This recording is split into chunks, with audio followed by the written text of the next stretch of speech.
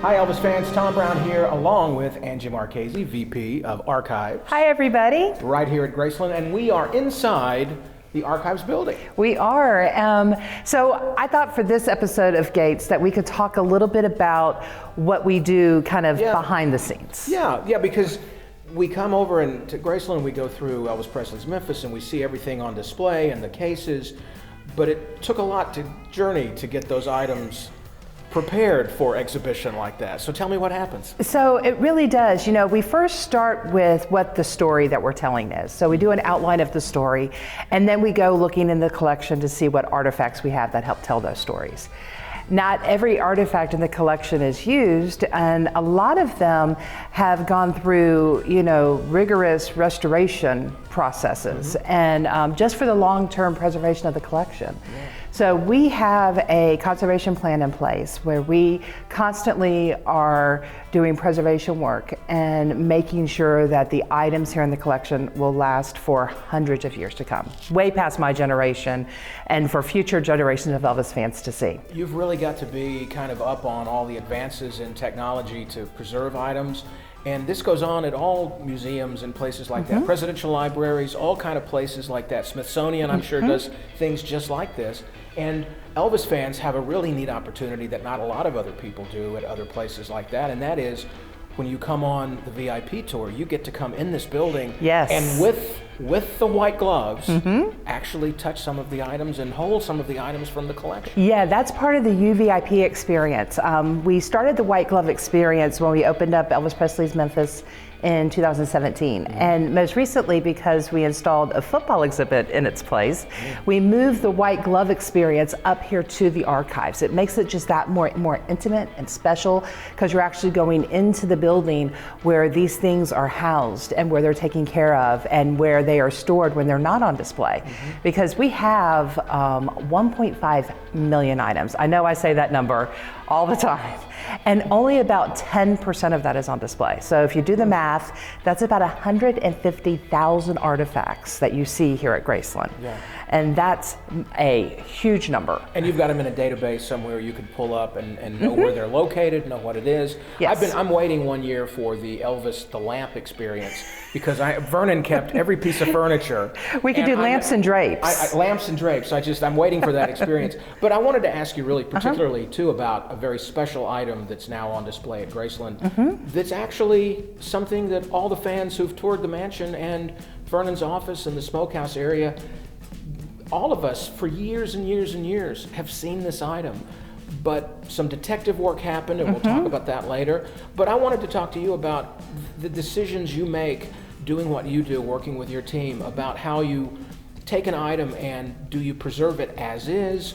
Do you take it back to what it was? I mean, just what's that thought process like? It really depends on the story we're telling with that item and how historic of a piece it is. If it's something that Elvis was wearing and he spilled orange juice on it, we're not going to take the orange juice stain out because it happened at an event and that's part of the story. Right. The item that we're speaking of, when we started doing the detective work in it and we started ticking all these boxes and realizing what we actually had stored in plain sight all those years, that's when we were like, we really need to restore this and we really need to take care of it.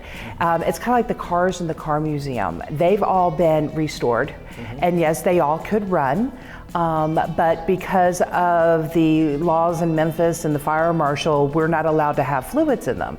Now, anyone who knows about antique cars, the most important thing is to keep them looped and keep them fueled. But because we're a museum, we've preserved the cars all the way up to that point because then we wouldn't be able to display them in the building.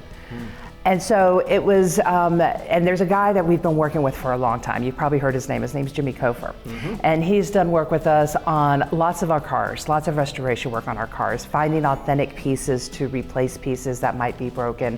And when we replace something, we don't get rid of the original. The original is always part of the collection. So we catalog it, we store it here in the archives, and we've just replaced it with a time period piece if needed, if the original can't be fixed. So that's kind of the process you go through when you start the restoration project. It's like you're looking at what the pieces you have, and go through the process of what pieces are we missing to make it whole again, and what pieces do we have to replace because their lifespan is done. They can't do anything else. And then what pieces can we bring back to life? There was a fan that started this detective process going. A matter of fact, he was the one that kind of got us interested into seeing if what he thought was Elvis's first ride was really Elvis's first ride. Right. So, you know, I think he's on tour. You want to go catch up with him? Let's do it. Let's do it. I've seen a lot of his videos. He's a great super Elvis fan. I can't wait to talk to him. Yeah. Yeah, I think he's on tour. Let's go see him. All right. All right, he said he was around here. Hey, Billy, there he is. Hey. Hey, how are you? Good to see you. Hey, Angie. I knew I'd find you out here, Billy. How Yes, you ma'am. doing? I'm doing fantastic. How about Great you? to see you. Well, welcome to the gates of Graceland, Billy. I'm glad to be here. Thank you for having me. So we were just talking about preservation and conservation and things that we do back in the archives, and that brought up a major project that you kind of helped bring light to. We're kind of talking about something that was stored in plain sight all these years. It's Elvis's first bike. Who would have ever thought that it was Elvis's bike right there? I know, and you're a bike connoisseur, and so that kind of piqued your interest. We saw your video on YouTube, so tell us a little bit about how that process got, you know, how the wheels got going. Okay. Well, my sidekick Ashley Drew contacted me one day and said, "You think that bike in the smokehouse might be Elvis's bike?" And I said, "You know, I don't know. I don't think it would be, but let's figure it out." And she sent me some photos over of it, and of course I had photos of it. You know, every time you come through, you take photos of everything. Yeah. And but they weren't very clear, so I kind of did a preliminary look and went, "Yeah, this might be the bike." Then I came here and went in there and got as close as I could and got as many photos as close as I could. Did comparative things like that, and in my assessment, it is the bicycle. Wow. It matches the color, it matches the year, and there's two photographs, as you know. And it matches those two photographs. And I know that the research you did while that was going on and you were thinking about the bike disappeared from the smokehouse. And that was Angie working with her team. Exactly. And as an Elvis fan, you know, when The Searcher came out, the documentary series that Tom Zimney did, that bicycle became such an artistic way to express freedom for Elvis and to really be a thread throughout that documentary, and that made fans really aware of Elvis and bikes. And it's just weird that all this started coming together. As Jerry Schilling says, when there's Elvis concerned, there's no such thing as coincidence. That's exactly right. Things are working together, but you used like detective skills looking at the type of bike it was, and then we worked with Tupelo Hardware to really locate it within their records. Exactly. They sold those bikes at that time, and Elvis is even quoted talking about having that bicycle. Yeah, there was an article that asked if he was sentimental, and Elvis actually says he has lots of things that he keeps, but one thing he mentioned is he has his very first bike his dad bought him on payments. He made payments on it, and it was hanging at Graceland. Exactly. You guys want to go see where it was hanging? Yep. All right, Let's go check it out. The old home. Yep.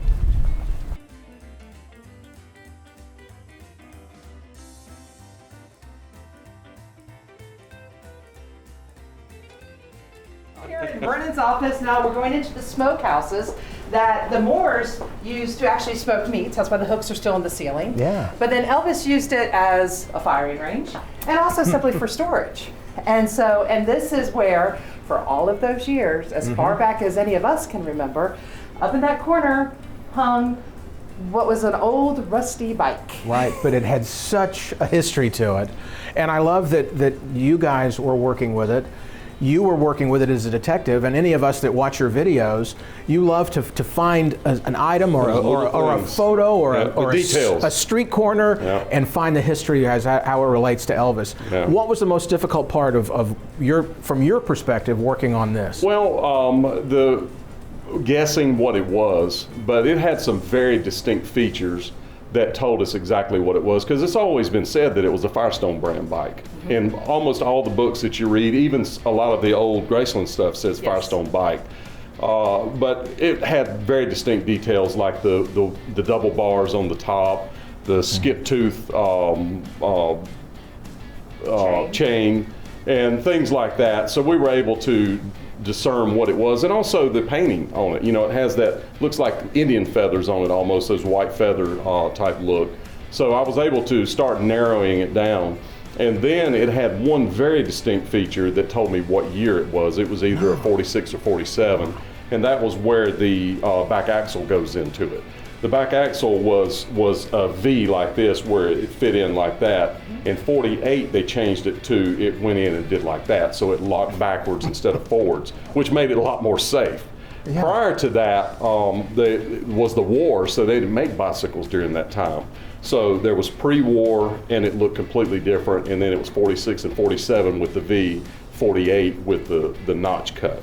Wow. So we were able to narrow it down to 2-year models, and it turned out to be a 46, right? Yeah, because that was one of the first things that we discovered was the serial number, which of course from where we're standing, no one would have been able to find. Right. We had to actually uncover it because it was a little dusty and a little rusty.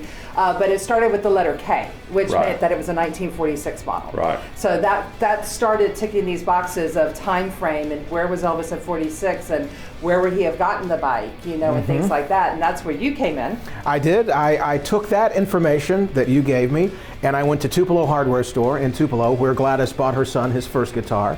And I talked to Connie Tullos, who is one of the great people that works there. If you go there, ask for Connie.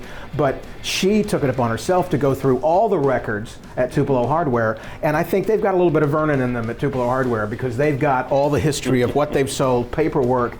And she found the material and loaned it to Graceland, and it's now on display to show this brand of bicycle sold in Tupelo at that time, really the only dealer in the area that sold those kind of things. And obviously the Presleys knew Tupelo Hardware from that gift they'd gotten before for Elvis. So this bicycle, we were talking about this when we were walking here, that bicycle made the journey with the Presley family from Tupelo to Memphis. That's unbelievable. And every address. Every single address all the way up to Graceland. Yeah, that's and what that meant. And then they put it in that corner. Yes, right. With a clothes hanger. With the clothes hanger. Which we still have. You still have. Yes. You know, I call that bike Elvis's first Cadillac. That was his first transportation. The representation that you mentioned in the movie is exactly right. That was his first freedom. Yeah. That was his ability to go. And he also modified the bike. So if you look at the photographs, he took the fenders off. Oh, because he had to be cool. That's right. So he liked to modify stuff. He liked to paint things, and that was his thing. Elvis, don't you come home muddy. Mama's going to get you. Oh, Mama's going to get you. You know he came home muddy, too. Okay, so now fast forward to January of this year, Elvis's 85th birthday. And of course, we kept the project kind of under wraps because we weren't sure how long it would take to properly restore it to be able to put it back on display. But surprise, Jimmy Cofer came through, a good friend of yours and mine and all of us, and now the bike's on display. We were able to give it back to Elvis as his birthday present for his 85th birthday. And it just appeared during birthday. Yeah, just appeared. Unannounced. Unannounced. It just appeared. In the morning of that January 8th, we had Argo. I said, you can make the announcement. It's here. And so he made the announcement in the birthday proclamation. And now it's back in where it belongs, back in Tupelo. You guys want to go see it now? Oh, let's go back to Tupelo. Okay, so the Tupelo part of Elvis's life.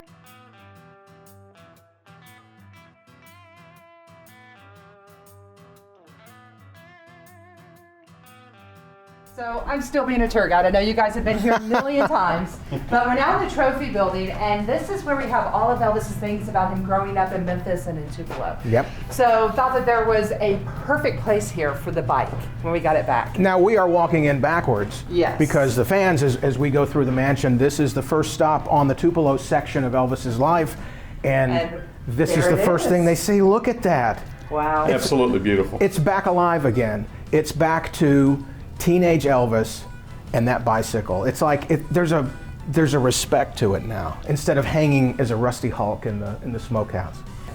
So you mentioned something earlier, Billy, in the smokehouse about the chain and how it was really unique to the bike and was able to help date it. Can you talk about that? Yeah, absolutely. On the bicycle, this era of bicycles, they call it skip tooth. So if you notice on the main cog where the pedals are, the front cog it skips a tooth. There's a space, which is very unusual.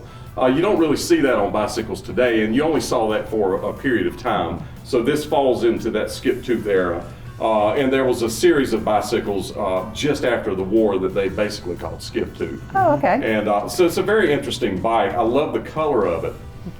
Just beautiful. And you have this photograph that you found. Yes, this photo we found in Gladys's belongings. And on the back of it in Gladys's handwriting is written age 13.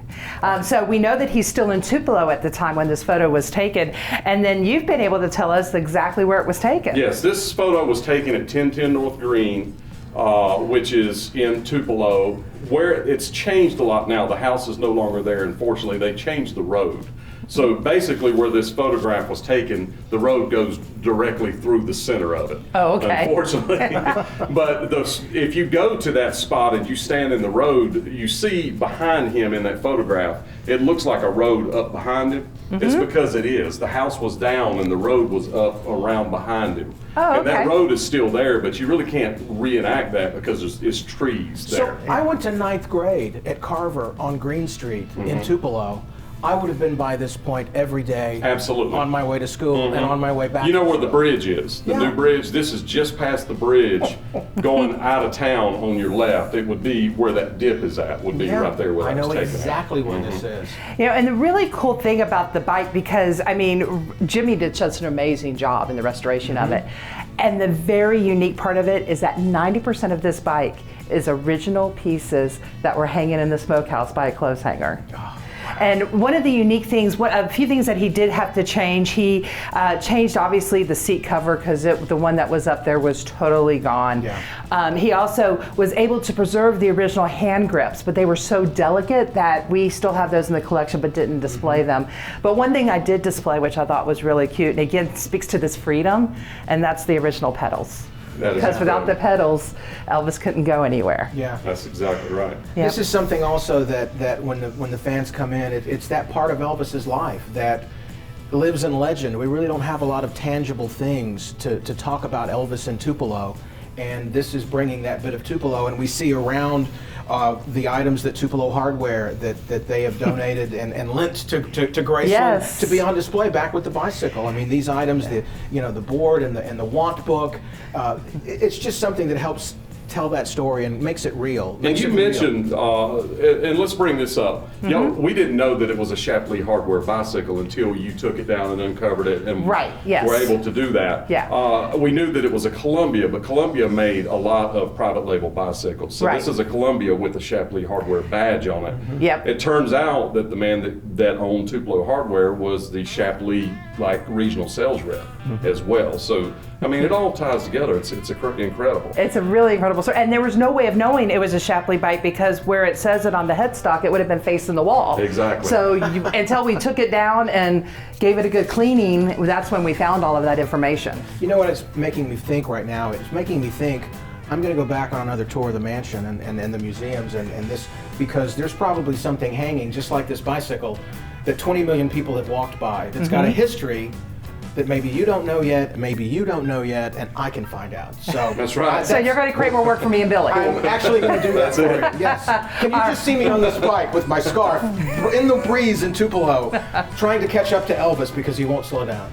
He just kept going. Yep. That was Elvis's freedom. That was his first freedom in Tupelo. And his first guitar and his first freedom all came from the same place. Wow. Yeah.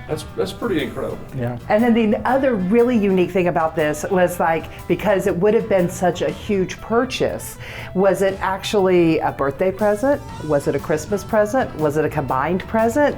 Here's a big purchase. And we know Elvis said that his dad paid for it weekly from loans that he got in Tupelo. So, and that's why they put it on that car, or in that car, more likely on that car, to drive it from Tupelo up to Memphis for the next part of their life together. Yes. And here it's where it stayed in Memphis all these years. And there was a lot of addresses even here between Washington Street and Graceland. There was a lot of places that bike had to go. So Alabama. That bike meant something to Elvis and it meant something to Vernon. Yep. Yeah, or Gladys made them keep up with it. We don't know. And Jerry Schilling tells us that he remembers that bike in the smokehouse in 1957. That's crazy. So, Isn't it crazy? Just another bit of Elvis's history still alive here at Graceland. Yes, we find out new things every day. And I tell you, it's great to meet you. I'm a big fan of your videos. Well, I appreciate it. Your detective work that you do as an Elvis fan, the work, Angie, that you and your team do in the archives, bringing this together. And listen, if anybody's got any ideas for other episodes of Gates of Graceland, anything we can investigate, We're on it. put it in the comments here because Yes. we want to hear from you. All right, I'm Tom Brown for Gates of Graceland with Angie Marchese. Hi. And Billy the Spa Guy. And we are excited that you've watched this come alive with Gates of Graceland. Thanks a lot. Bye.